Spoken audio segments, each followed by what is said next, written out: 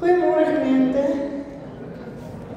Die min van julle wat hier is vanoggend, is lekker om julle te sien. En ja, welkom hier op die laaste Sondag van die jaar. Baie van ons was dit 'n lekker vol week geweest met laat aande en vroeg opstaan en te veel kos, dalk te veel familie, dalk so 'n bietjie chaos. Maar ons sit hier vanoggend met baie dankbaarheid vir die afgelope week wat ons kon vier. Dalk sit jy vanoggend hier so 'n bietjie moeg, dalk is jy bly Kersfees is uiteindelik verby. Wat ook al hierdie week vir jou ingehou het, ons is regtig bly jy is vanoggend hier. En soos wat ons nou dink aan die einde van die jaar, soos wat ons besig is om dinge af te rond, so 'n bietjie introspeksie doen en terugkyk oor die afgelope tyd, sing ons vanoggend ook oor genade en 'n nuwe begin en 'n nuwe lied. Want vandag hoef ons niks te bewys nie, ons hoef niks reg te doen nie, ons kan net hier wees. So kom ons staan en dan sing ons tot eer van die Here. Ek wil vir julle 'n wotum lees, kort gedeelte uit Klaagliedere uit. Pragtige gedeelte hierdie. Deur die liefde van die Here het ons nie vergaan nie. Daar is geen einde aan sy ontferming nie. Dit is elke môre nuut. Die trou is groot. So gemeente, hier aan die einde van die jaar, genade en vrede vir julle van God ons Vader, van Jesus Christus sy Seun en van die Heilige Gees. Sy ontferming word nooit uitgeput nie. Dit is nuut elke môre. Julle kan so sit en dan gaan ons hierdie woorde ook nou sing in hierdie besonderse lied. Gemeente, kom ons sluit ons oë en dan bid ons saam. Ons bid, Heilige Gees, kom wees by ons vandag. Kom ontmoet ons net soos wat ons is hier aan die einde van die jaar. En op die drempel van iets nuut. Kom bring rus daar waar ons moeg is, en hoop daar waar ons onseker is.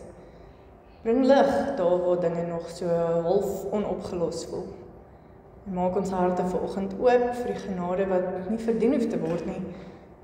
Vir nuwe beginne wat nie perfek hoef te wees nie. En Here, kom help ons om te luister met oop ore en oop harte en om U te vertrou. Here, dat U reeds by ons is en wat agter lê en in wat voor lê. Kom lei ons vandag met sagtheid en ook met waarheid. Ons bid dit in Jesus se naam. Amen. Vir baie van ons gebeur daar nogal iets vreemd as mens Desember by die huis is. Want skielik wil jy skoonmaak en regkry en dinge regmaak wat al lankal gebreek is, dinge wat al lankal op die lysie is. En ons pak kaste uit en ewe skielik sorteer ons fotoalbums uit of jy begin daardie een DIY projek wat jy nou al lank op 'n lysie sit. Nou, so 'n paar weke terug, weet julle, het ons vir 'n paar dae lank hier in Kempton Park nie water gehad nie. Ek het 'n Jojo tank by my huis, so ek het nie te veel gesuffer nie. Ek draai net die regte kraantjies oop en toe en daar gaan jy. Maar ek het gewag dat die water weer aankom voordat ek my DIY projek aanpak. En hierdie jaar was dit om my spensdeur in wat hulle noem 'n command center te verander. Waar die hele ding met swart bordverf waar die kinders onder kan teken en bo borde aanbring en allerlei goedjies waar ek lysies en belangrike omsendbriewe en skoolgoed kan vasplak. Want ek het volgende jaar 2 kinders in die laerskool en hierdie mamma wil nie van enigiets vergeet nie. So uiteindelik kom die water aan, die water is terug in Kempton Park en ek draai die kraantjie oop en nou gaan ek die verf gaan koop. En toe ek by die huis kom, loop daar water oral. Want daar het 'n pyp losgekom. En natuurlik werk dit ons nou so, my pa is in Australië En dit is die 16de Desember, dit is 'n publieke vakansiedag. So ek sit toe met ChatGPT. En ek voer vir hom in, luister, hier is die tools wat ek het, hier is 'n foto. Hoe gaan ek nou te werk om hierdie probleem op te los?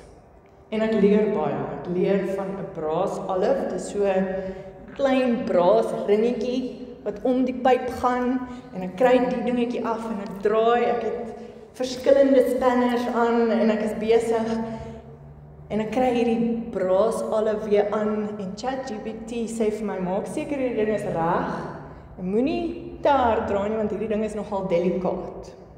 OK, ek kry die ding aan, maak toe, alles is reg. Yes, en ek voel trots op myself, né? Girl power, né? En alles is vas en ek loop garage toe om my gereedskap te bære en daar skiet die pyp weer af. En van voor af moet ek begin om alles los te draai. Maar hierdie keer het daai klein ringetjie gebuig. Ek kry hom nie terug op die pyp nie.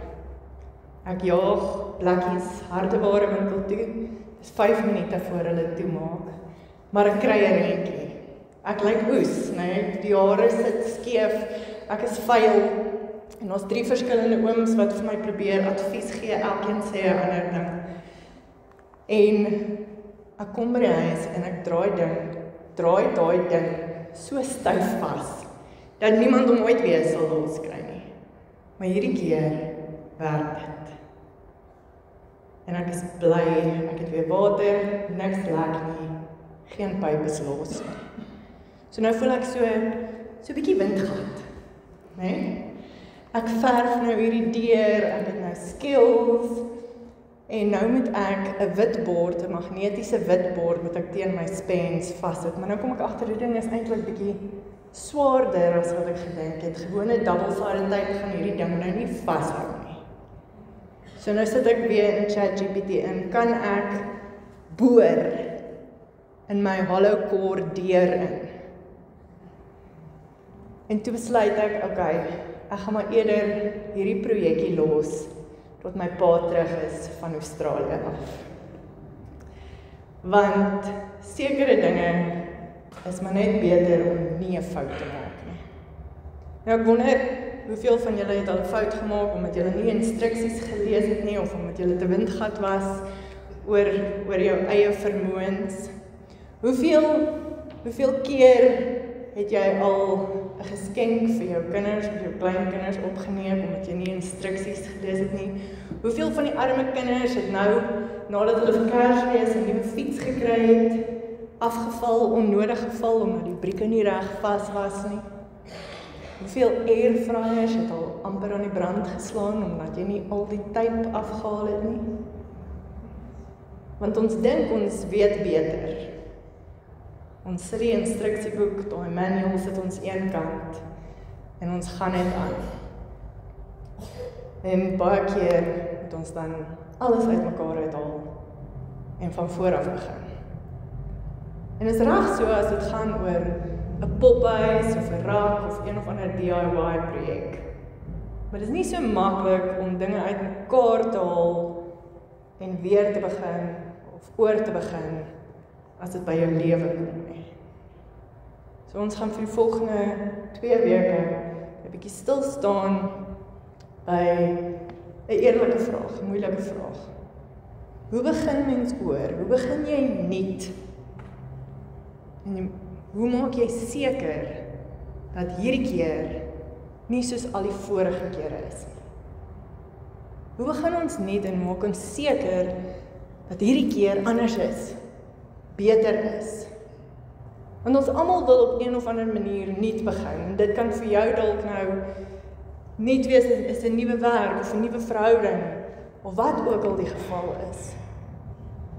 Maar hoe maak jy seker dat hierdie keer anders is? So as jy vandag dalk met hierdie vraag sit, hoe begin ek nuut, hoe begin ek anders dink oor my gesondheid, oor my verhouding met my kinders of my kleinkinders, dan is jy dalk op die regte plek. Ons gaan nie by nuwe planne begin nie, ons gaan nie by nuwe voornemens begin nie. Ek wil hê ons moet hierdie week begin net met eerlikheid. Want mens kan nie rarig oorbegin as jy nie bereid is om eerlik te wees oor dit wat agter jou lê nie. Dis wat met jou gebeur het. Dis wat jy in jou verlede aangevang het nie.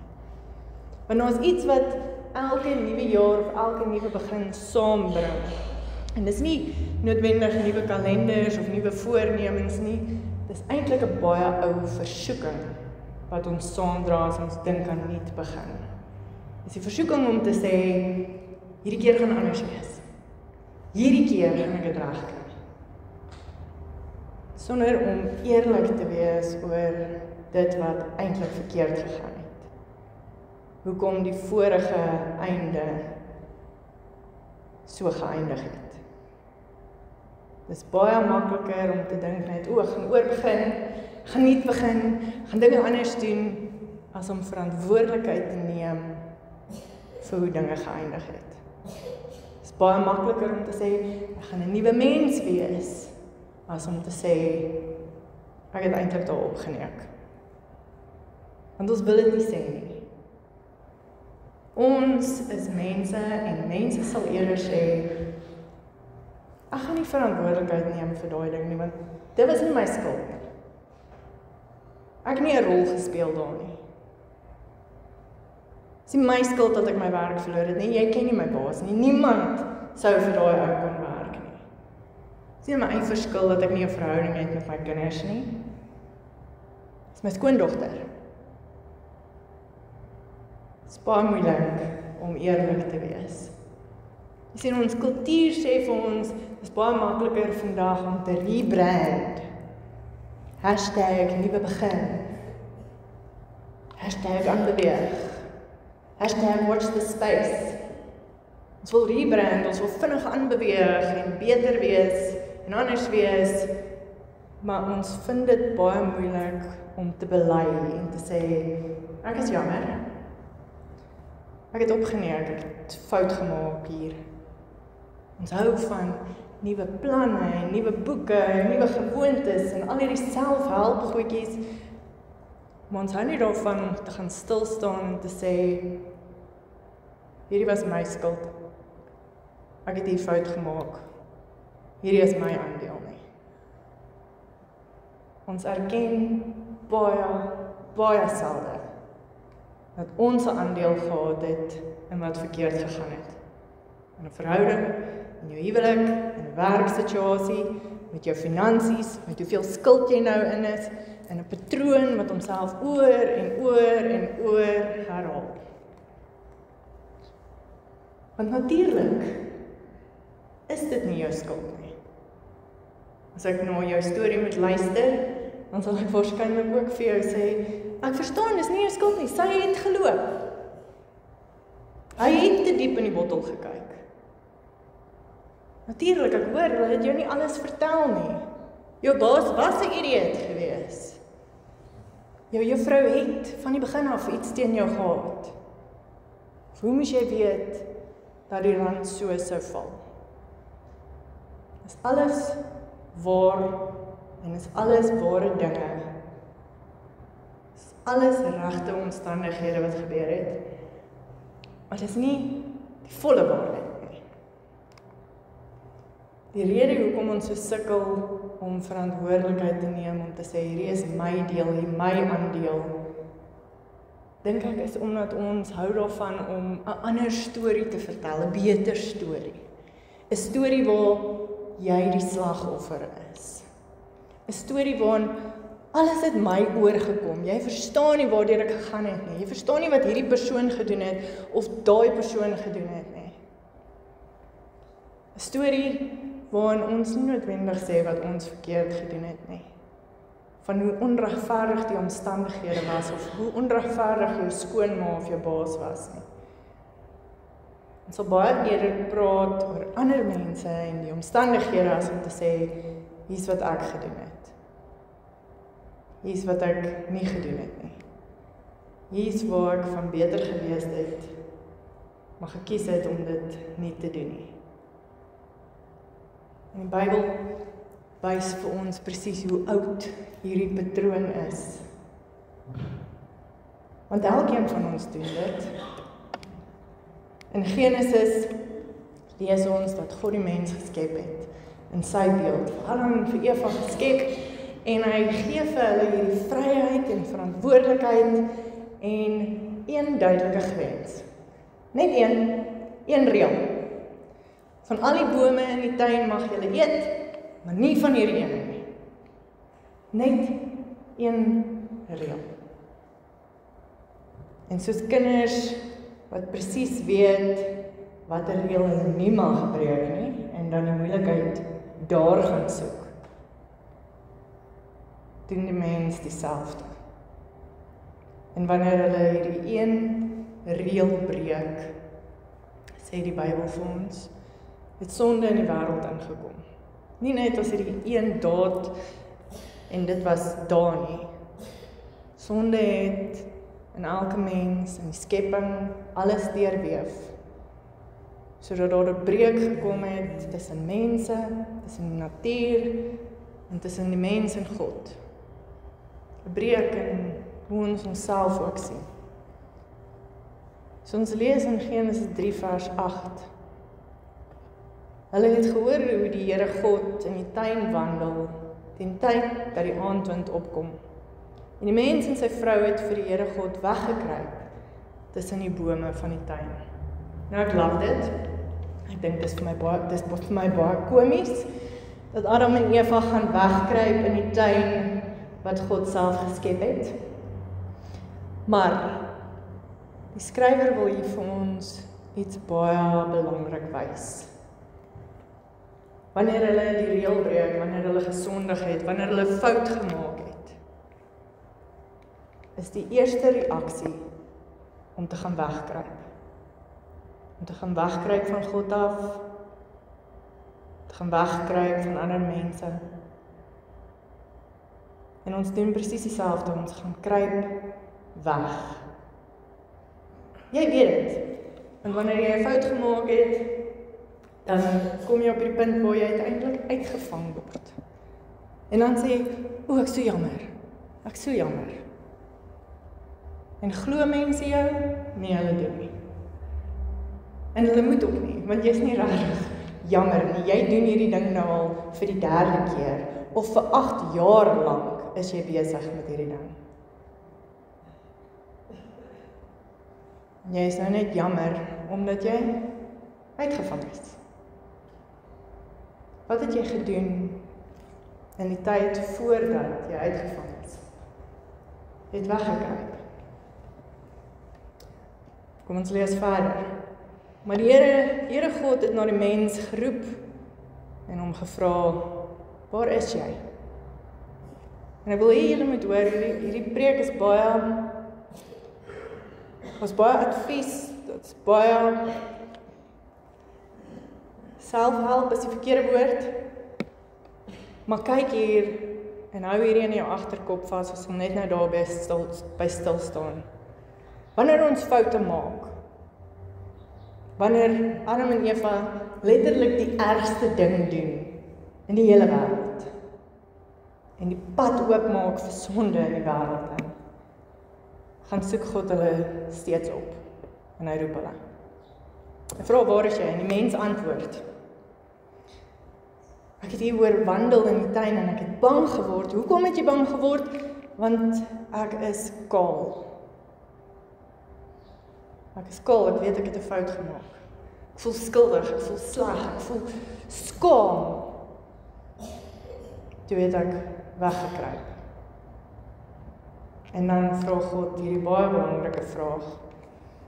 Hoe het jy te wete gekom dat jy kaal is? Wie het vir jou gesê dat jy kaal is? Wie het vir jou gesê dat jy skuldig is? Het jy tog nie van die boom geëet waarvan ek jou verbied het om te eet nie? Op hierdie punt van die verhaal verwag mens iets groot. Jy verwag nou, Adam moet een of ander belydenis maak, hy moet eerlik wees, hy moet volwasse optree, Hy moet sê, Here, dis alles my skuld. Ek is so jammer vir wat ek gedoen het. Ek vat volle verantwoordelikheid vir hierdie ding, los vir Eva uit. Maar Adam doen dit nie. Nee. Dis wat hierdie verhaal so merkwaardig maak. Die heel eerste ding wat die mens doen wanneer hy uitgevang word, is om wat te doen?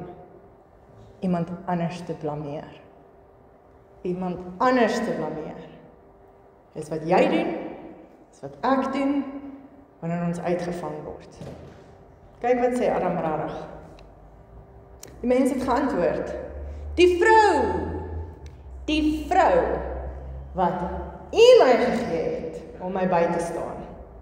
Sy het vir my van die boom se vrugte gegee, en ek het geëet. Adam blameer vir Eva, maar hy blameer ook vir God. Dis U skuld. U het vir my hierdie vrou gegee. En die ironie is, die hartseer van hierdie verhaal is wat Adam hier sê, is nie alleen nie. Dis waar. Dis waar wat hy hier sê. Maar dis nie die volle waarheid nie. En dis presies wat ons ook doen met ons eie verlede. In die plekke waar ons foute gemaak het, in ons verhoudings, in ons finansies, by die werk, wat ook al. Ons wil almal 'n storie vertel wat meestal waar is. Nie alleen nie, net nie die volle waarheid nie. En wanneer jy lank genoeg hierdie storie vertel wat so 90% waar is, dan begin jy dit glo en dan begin jy wegkruip. Jy kruip weg. Want dit is makliker om weg te kruip agter hierdie halwe waarheid of hierdie 90% waarheid as om voor die volle waarheid te staan. Maar as jy nie die volle verantwoordelikheid neem nie, gaan jy jou eie toekoms saboteer. Kyk wat doen Eva. Toe vra die Here God vir die vrou, wat het jy nou gedoen? En sy sê, die slang. Die slang het my mislei en ek het geëet. Dis nie my skuld nie. Dit was die slang. Dit was die duiwel. Dit was sy, dit was hy, dit was my baas, dit was hierdie omstandighede.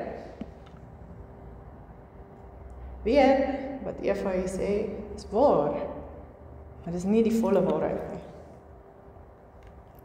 Hier is die belangrike ding. As jy nie verantwoordelikheid neem vir jou deel, vir jou aandeel van jou verlede nie, van dit wat gemaak het, dat jy nou op 'n punt gekom het om te sê, ek wil nou nuut begin, ek wil oorbegin, ek wil dinge anders doen nie, dan werk jy uiteindelik net teen jouself. Want om nuut te begin, om nuut te droom, om dinge anders te doen, vra nie vir verduidelikings nie, dit vra verantwoordelikheid. Nie om ander mense of omstandighede die skuld te gee nie. Want ons kan ander mense die skuld gee, en ons kan ander mense blameer, en dit keer nie dat môre kom nie, dit keer nie dat ons in die toekoms inbeweeg nie. Maar dit gaan keer dat jy 'n beter toekoms het, dat jy 'n ander toekoms het. Dit is nie 'n nuwe jy nie. Dit is net jy, met dieselfde issues, in 'n nuwe konteks. Wanneer jy die blame of die skuld op ander mense en ander omstandighede plaas, smokkel jy jou eie issues saam met jou in die toekoms in. Jy smokkel dit in. Nou jy kan vir mense die groot storie vertel, die makro storie, van alles, van hoe dit begin het, van wat die mense gedoen het. Die mense kan jou verskriklik jammer kry, maar dit beteken net, jy vat al hierdie goedjies, die deel waarvoor jy nie verantwoordelikheid doen nie, en jy druk dit in jou gatsakke en jy beweeg die toekoms in. Daai goed gaan saam met jou. Jy moet verantwoordelikheid vat vir jou aandeel. Want solank jy blameer en solank jy die skuld op iemand anders of ander omstandighede pak, kan jy nie aanbeweeg sonder hierdie goed nie. Jy vat daai onopgeloste goed saam met jou. Jou disfunksie, jou emosionele bagasie, jou swak besluitnemingsvermoëns, jou herhalende patrone, daai gedrag, daai gewoonte van jou onopgeloste issues met jou ouers, jou keuses in verhoudings, vat jy saam met jou.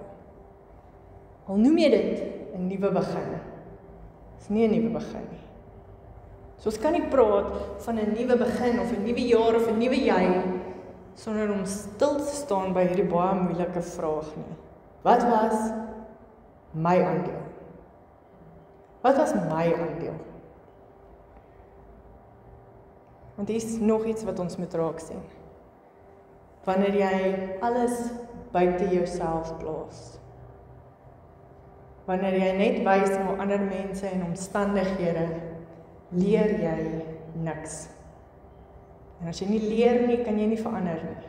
En as niks verander nie, gaan jy net dieselfde patroon oor en oor herhaal. Net met 'n ander persoon, net in 'n nuwe werk, net met 'n nuwe besluit, net in 'n nuwe jaar. Dis hoekom ons na soveel keer op dieselfde plek kom, nuwe begin, nuwe verhouding, nuwe werk, nuwe situasie. En dan sê jy, here we go again. Hier gaan ek alweer. Hoekom gebeur hierdie ding die heeltyd met my? Dis nie omdat jy vervloek is of omdat God jou straf nie.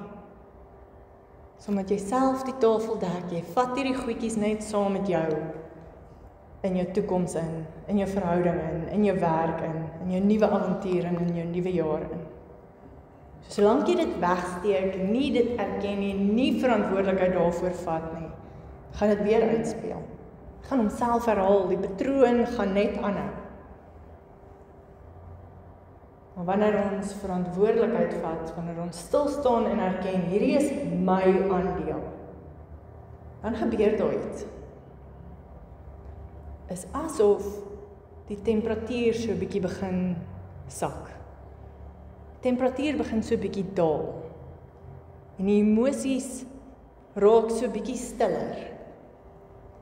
En eers dan kan ons met helderheid begin kyk.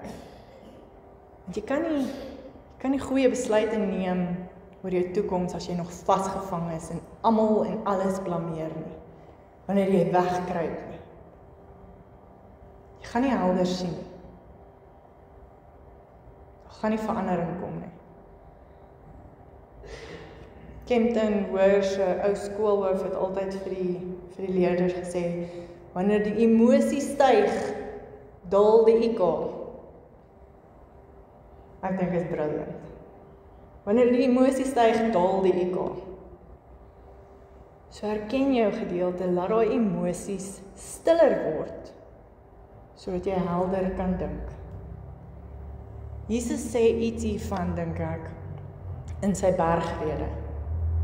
Hy sê die volgende, geseënd is die wat rein van hart is, want hulle sal God sien.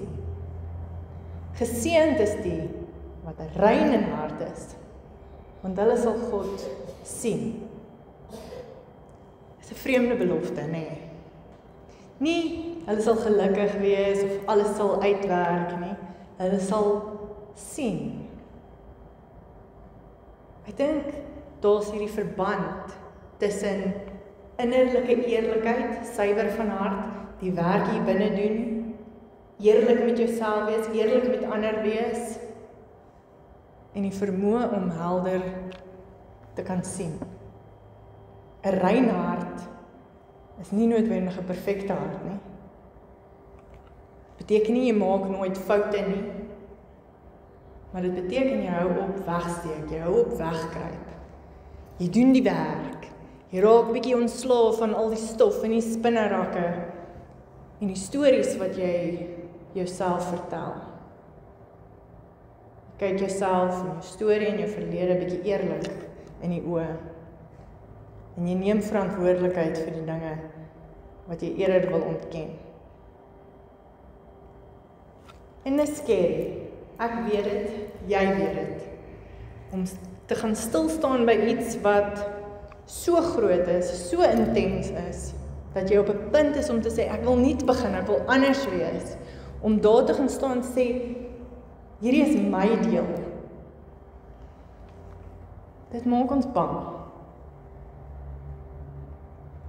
En ek dink dit maak ons bang, want dit beteken jy kan nie meer in daai woede leef nie. Want dit is soveel makliker om in daai woede te leef en te sê, dis nie my skuld nie, dit was sy, dit was hy, dit was my baas, dit was hierdie omstandighede, jy het nie 'n klou nie. Dit is baie makliker om daar te leef. Dis hoekom ek sê, die emosie, die temperatuur begin daal.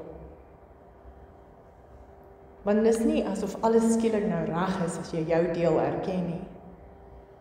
Maar jy gaan begin helder sien. Ek wil hê julle moet dit gaan prakties doen hierdie week. Gaan teken 'n sirkel, soos die een hierbo. Teken 'n sirkel en jy noem dit die skuld-sirkel. Okay? Hierdie is die situasie wat jy wil van wegkom. Dis die rede hoekom jy nie wil begin. En hierdie sirkel verteenwoordig alles, al die omstandighede, al die mense, al die leuns, al die wat ook al, wat bygedra het. En die rede is oor hoekom jy moet oorbegin. En dan gaan teken jy jou aandeel, jou skuld, jou eie snytjie van hierdie situasie. En dis daardie deel wat jy moet aanspreek, dis daardie deel wat jy moet erken, dis daardie deel waarvoor jy verantwoordelikheid gaan moet aanvaar. Dis daardie deel wat jy die groter prentjie begin sien en sê, hierdie is die volle waarheid. Nie, dis waar, maar ek ontken nie. Hierdie is die volle waarheid. Nou, ons gedagte, baie van ons wil sê, okay, 50-50. Nee? As ek nou my deel moet erken, 50-50. Is regverdig, is volwasse, is baie mooi. Maar niemand van ons se sirkel gaan so lyk nie. Niemand van ons se sirkel gaan so lyk nie. Veral byvoorbeeld as jy probleme het in jou huwelik. Jy gaan nooit sê, ja, 50% was haar skuld, 50% was my skuld nie. Hoekom sê ons dit nie? Hoekom gaan ons nie dit doen nie? Want dit is nie 'n lekker storie om te vertel nie. Ons hou daarvan om vir onsself te lieg. Ons gaan nie sê, ja, ek was die helfte van die probleem nie. Okay, so kom ons probeer dit. 75% was my baas of my juffrou se skuld, 25% was my skuld. Ja, dis 'n bietjie edel, baie groot mens, maar dit voel ook nog te ongemaklik vir ons. Want dis nog te groot van 'n deel wat eintlik sê, ek moes anders gedoen het, ek moes beter geweet het. So wanneer jy jou sirkel teken en jou snytjie gaan teken hierdie week, gaan dit waarskynlik eerder so lyk. So 5%, so 10%, net 'n klein snytjie. Dis my skuld, dis my aandeel. Net genoeg om te sê, ek is net 'n mens, so is nie almal perfek nie. Net genoeg om te sê, ek hoef nie rarig te verander nie. Maar die ding is, wat vandag saak maak, is nie hoe klein of hoe onbenullig of hoe onbelangrik jy voel jou deeltjie was nie, jou aandeel was nie. Kan 10% wees, kan 5% wees, kan dalk selfs kleiner voel. Maar dit is jou deel. Jou aandeel. En dis die enigste deel waaroor jy beheer het. As jy nie vrede gaan maak met jou verlede, met jou aandeel in jou verlede nie alles nie almal anders nie, al die ander omstandighede nie, jou deel nie, kan jy nie praat oor nuut begin nie. Jy gaan moet eerlik wees. Hier is die moeilike deel, en ek praat uit ervaring uit. Deur met mense te werk, deur met stories te werk, deur in my kantoor te sit en met mense te praat. Meer pynlik daardie wit gedeelte is, daardie groot gedeelte.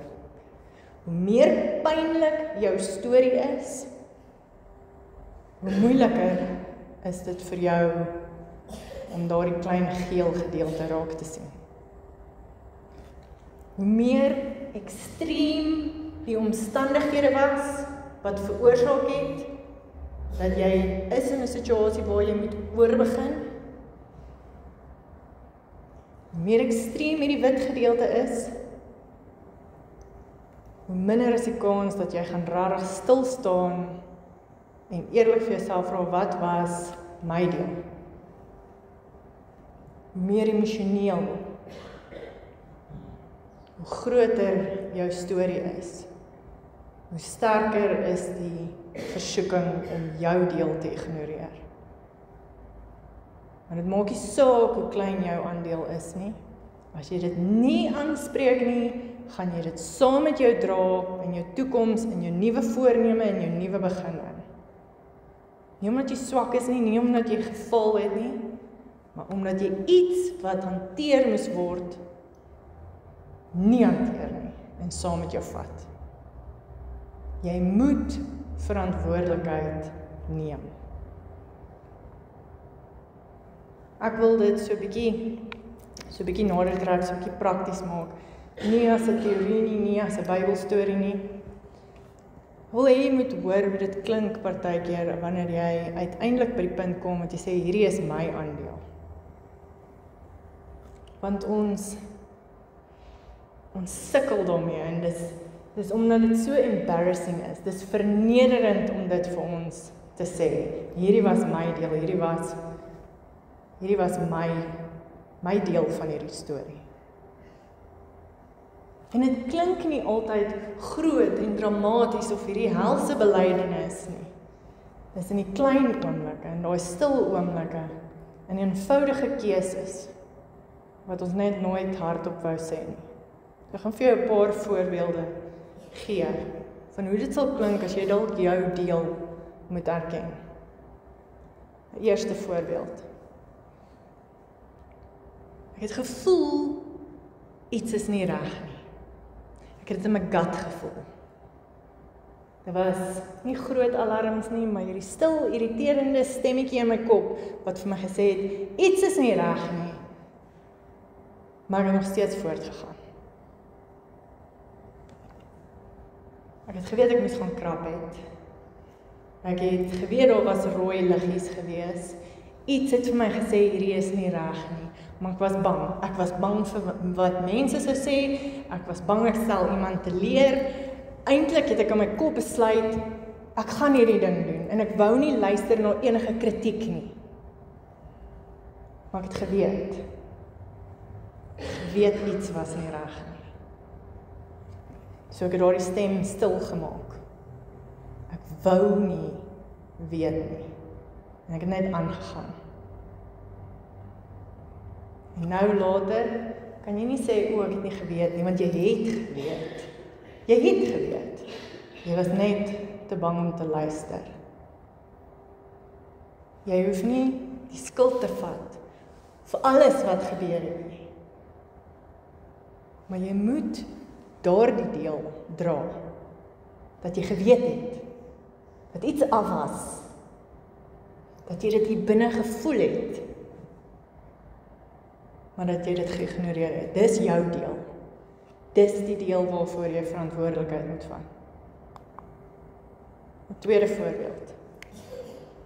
Mense wat ek vertrou het my gewaarsku, maar ek het nie geluister nie. Nie vreemdelinge nie mense wat jaloers was op my nie, mense wat my ken, mense wat lief was vir my, het my gewaarsku. Toe my sussie gesê het, hierdie ou is nie reg vir jou nie, het ek afgesluit. Toe my vriende gesê het, wag 'n bietjie, praat eers met iemand anders, lees eers 'n bietjie verder, het ek my afstand begin hou. Nie omdat hulle verkeerd was nie, maar omdat hulle gesê het wat ek nie wou hoor nie. En stadig, amper onbewustelik, begin jy mense wat vir jou lief is en wat vir jou omgee op 'n afstand hou. Om hulle so 'n bietjie uit die pad uit te skuif. En dit is makliker om alleen 'n besluit te neem, as om gekonfronteer te word met vrae wat jou dwing om 'n bietjie stil te staan. En nou kan ons nie sê, niemand het my gewaarsku nie, is nie my skuld nie. Want dis nie waar nie, hulle het. Jy het net gekies om nie te luister nie. Dis jou deel. Jy hoef nie verantwoordelikheid te vat vir alles wat daarna gebeur het nie. Maar jy moet verantwoordelikheid vat vir jou deel. Vir die feit dat jy gekies het om nie te luister nie. Of 'n derde voorbeeld. Ek het te lank gebly. Nie omdat ek nie geweet het nie, maar omdat dit veiliger gevoel het om te bly as die onsekerheid van weggaan of oorbegin. Ek het vir myself gesê, miskien gaan dinge tog verander, miskien gaan dit beter word. Miskien as ek net harder probeer. En sonder om dit te besef, het jy daardie dinge begin toelaat wat jou afbreek.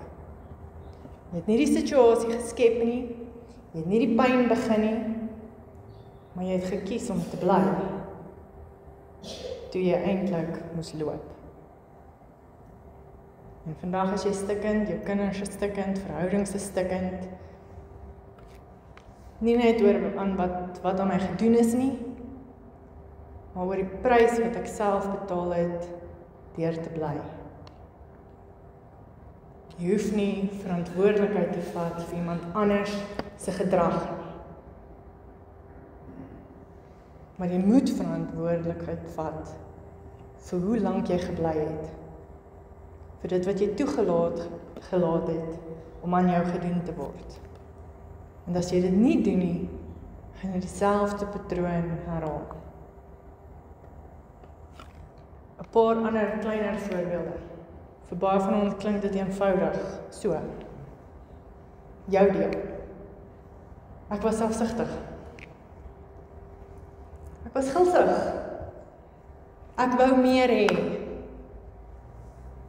Ek was eensaam. Ek was desperaat.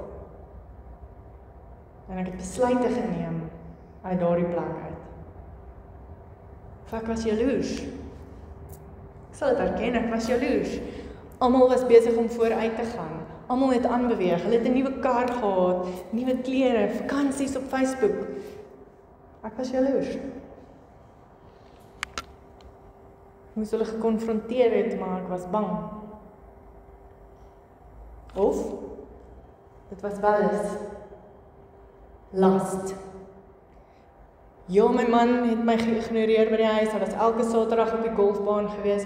Ja, my skoonma was 'n hek gewees. Maar my deel was last. Was nie verliefdheid gewees nie, daar was nie verbintenis gewees nie. Ek was net lus. Ek het nie my beste gegee nie.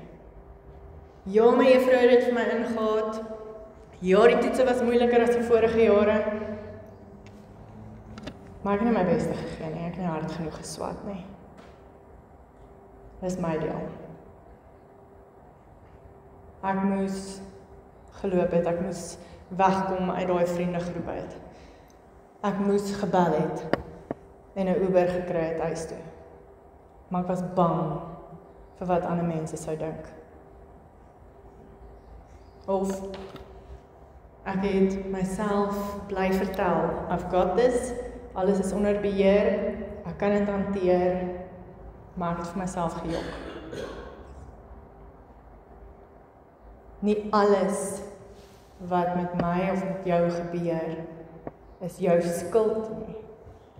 Maar hierdie deel was my skuld. Vir hierdie deel sal ek dit erken en verantwoordelikheid daarmee maak. Om vrede te maak met jou verlede, om eerlik te wees, is moeilik.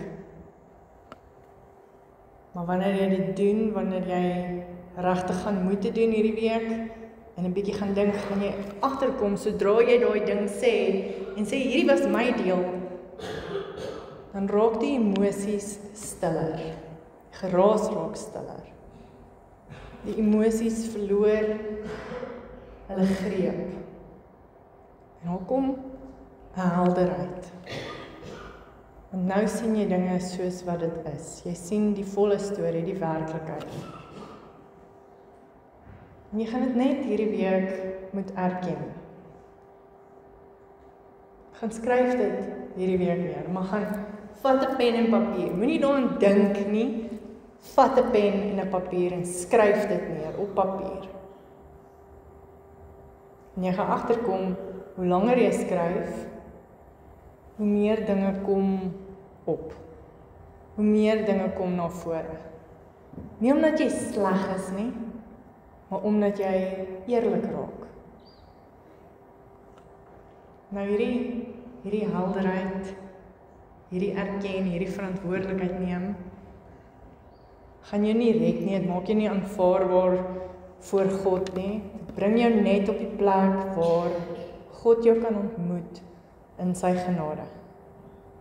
Want soos ons in Genesis gesien het, Adam en Eva het weggekruip. Maar God gaan soek hulle. Nie om hulle oor die knie te trek nie, maar om vir hulle uiteindelik genade te bewys. Jy hoef dit nie alles reg te kry hierdie week nie. Jy is ook reeds vergewe. Die prys is klaar betaal. Jy kan nuut begin en jy kan anders wees en jy kan praat van 'n nuwe jaar en 'n nuwe jy. Maar dit gaan nie eenvoudig wees deur net van een situasie na die volgende te spring nie. Jy gaan moet eerlik wees met jouself. Volgende week, as jy dit nou, dis is baie stil. As jy hierdie preek oorleef het, volgende week gaan ons praat oor daardie wit gedeelte van die sirkel. You won't want to miss it. Maar vir hierdie week gaan werk net met jou klein snytjie, met jou deel. Dis al. Kom ons bid saam.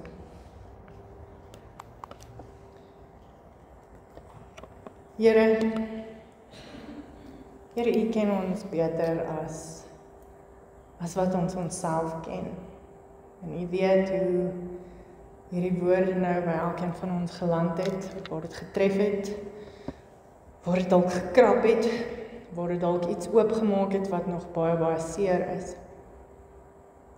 En Here, ons kan nie vandag al mooi antwoorde na U te bring nie. Ons bring net onsself. Ons bring die dele wat ons wil wegsteek, wat ons lank vermy het. Die klein snytjie van hierdie sirkel, wat ons regtig nie wil erken nie. Hierdie waarhede wat ons stilweg saamdra in ons verhoudings en ons besluite en hoe ons leef. Here, leer ons om eerlik te wees, sonder om onsself te vernietig. Leer ons om verantwoordelikheid te neem, sonder om onsself te straf. Waar ons wegkruip, kom ons voor U en smeek vir genade en vergifnis. Ons bid, Here, vir die wat vandag met swaar harte sit, vir mense wat moeg is, om weer oor te begin, vir die wat voel, hulle het al te veel keer probeer. Here, herinner ons dat 'n nuwe begin nie uit ons eie krag gebore word nie, maar uit genade. En gee ons die wysheid, Here, in die dae wat voor lê, om nie vinnig te wil antwoorde kry nie, maar eerder helderheid. Nie groot beloftes, voornemens nie. Gee ons net die moed vir die volgende stap. En Here, as dit net is om te erken hierdie week dat ons ook 'n deel het. Here, bid ons dat U sal dat ons sag werk met onsself. Ons lê hierdie nuwe jaar en alles wat daar is, en hierdie jaar wat verby is en alles wat daar was, in U hande. En ons vertrou U. Ons vertrou U, Here, met wat nog kom. Amen. Ek gaan nou geleentheid gee vir die dankoffers. Gemeente, gaan nou met die genade van God. Mag God jou ontmoet met genade daar waar jy eerlik word. En jou dra daar waar jy nog onseker voel. Mag God jou vooruitgaan en wat voorbly en mag hy jou naby jou bly, terwyl jy stadig leer om nie te lewe. Amen.